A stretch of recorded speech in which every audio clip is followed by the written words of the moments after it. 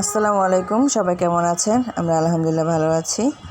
সকাল সকাল বাসাটা একটু ক্লিন করে নিচ্ছি, কারণ গতকাল রাতে ঝড় তুফান হয়েছে। ঝড় তুফানের কারণে ঘর বাড়ি একেবারে বালু বালু হয়ে ভাব একটা হয়ে গিয়েছে। তাই সকালবেলা উঠেই ক্লিন করা শুরু করলাম। তো আগে ডাইনিং টেবিলটা একটু মুছে নিলাম, তারপরে বিছানাটা একটু ঝাড়া দিয়ে নিচ্ছে আমার মেয়ে। আর আমার বাসায় তো হেল্পিং হ্যান্ড নাই, তো আমাদের বাসার কাজগুলো আমরা মিলজুল করেই করি। আর পরিবারে যদি ছেলেমেয়েরা বা পরিবারের অন্যান্য সদস্যরা যদি হাতে হেল্প করে প্রতিটা কাজে, তাহলে প্রতিটা কাজই সহজ হয়ে যায়। তো এদিকে নাস্তারও একটা ব্যাপার আছে।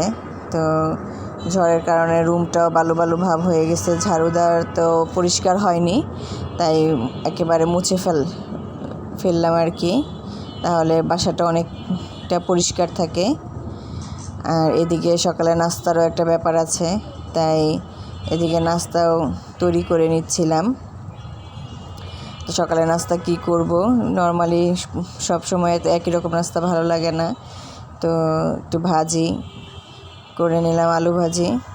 আর নর্মালি রুটি করছি, কারণ সকাল সকাল বেশি কিছু করতেও ইচ্ছে করে না, মাঝে মাঝে শরীরও ভালো লাগে না। তো আরেক পাশে আমি রুটি ভেজে নিচ্ছি। তো সকালে রান্নার শেষে ভাবলাম যে চুলাগুলো ক্লিন করে নেই। ক্লিন করে নিলে পরিষ্কার থাকলে নেক্সটে কাজ করতে ভালো লাগে। নোংরা চুলার মধ্যে কাজ করতে আমার ভালো লাগে না।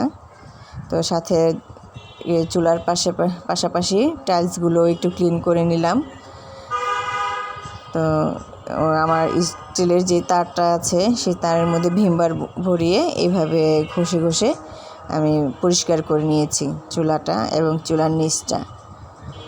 আর প্রতিবার রান্নার পরে পরিষ্কার করলে কাজ অনেক সহজ হয়ে যায়, ময়লাটা কম হয়।